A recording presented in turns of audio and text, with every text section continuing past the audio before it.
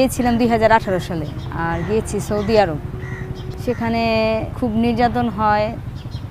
আর আমরা তো এখান থেকে নতুন যাই, আমরা তো ভাষা বুঝি না, এটা নিয়ে অনেক সমস্যা হয়। তাদের ভাষা বুঝতে কষ্ট হয়, আর তারা বুঝতে না পারলে খুব মারধর করে, খাবার দাবারে খুব কষ্ট।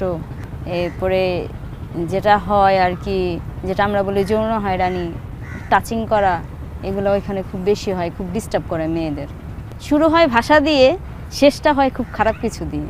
সেখানে মালিকের ভাই বা মালিক বা মালিকের ছেলে ওনারা অফার করে, রাজি না হলে সেখানে মারধর করে। সেখানে ছিলাম আমি 14 মাস। আর এক বাড়িতে প্রথমে 5 মাস ছিলাম। থাকার পরে সেখান থেকে তারা টাকা আটকে দিল, 2 মাস টাকা দিল না। তারপরে ওনারা আরেক অফিসে দিয়ে আসলো। ওখানে বলছিলাম যে এখানে থাকবো না, এখানে ওনারা মারধর করে, আমি চলে যাব। তো মারধর করে কেন? তো বলছি যে ভাষা বুঝি না, তাই মারধর করে। তো এখন তো দেশে চলে যাওয়া যাবে না, আপনাকে অন্য একটা বাড়িতে দেওয়া যাবে। আমি বলি যদি ভালো হয় তবে দিবেন, না হলে দেশে যাব।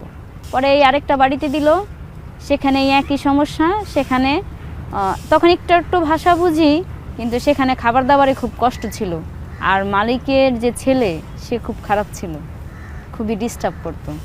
তখন সেখানেও বললাম আমি আপনাদের বাড়িতে থাকবো না। ওনারা আবার একটা অফিসে দিয়ে আসে, সেই অফিস থেকে বলছে আমাকে এখন বাংলাদেশে পাঠান। তো বলছে যে বাংলাদেশে পাঠানো যাবে না, এখানে 2 বছরের জন্য আসছেন, 2 বছর কাজ করে তারপর যাবেন।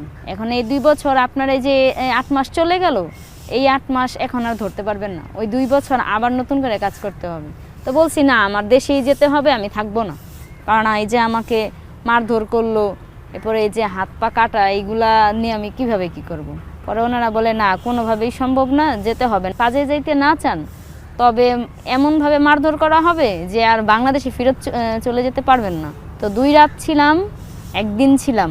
ওইখানের ওই অফিসের লোকগুলোও খুব খারাপ, ওনারাও নানানভাবে টাচিং করে, ওনাদের ব্যবহারও খুব খারাপ লাগতেছে।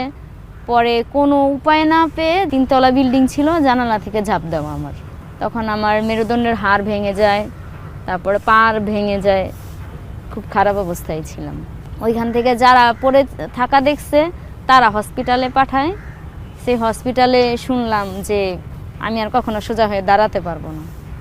পরে চিকিৎসা আমার হয়, সেখানে মেরুদণ্ডের শোনা গেল যে হাড় ভাঙিয়ে গেছে, 4টা স্ক্রু বসাতে হবে। বসাইছে, পায়ে 3টা বসাইছে, এইভাবেই আর কি চিকিৎসা হলো।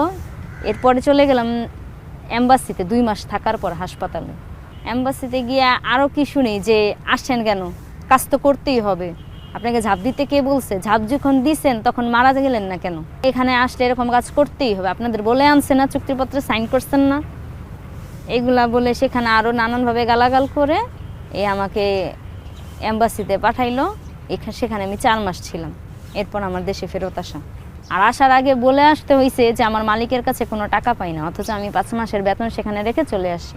আমার পরিবার পাঠিয়েছিল, আমার স্বামী, আমার শ্বশুর শাশুড়ি, তারা বলেছিল ভালো হবে যেতে। এখন গিয়ে তো লাভ হয়নি, আসার পরে এখন আর তারাও মেনে নিচ্ছে না। আমার স্বামীর সাথে এখন আমার বিচ্ছেদ হয়ে গেছে, আমার ছেলেটা রেখে দিছে, অন্যরকম একটা জীবন হলো।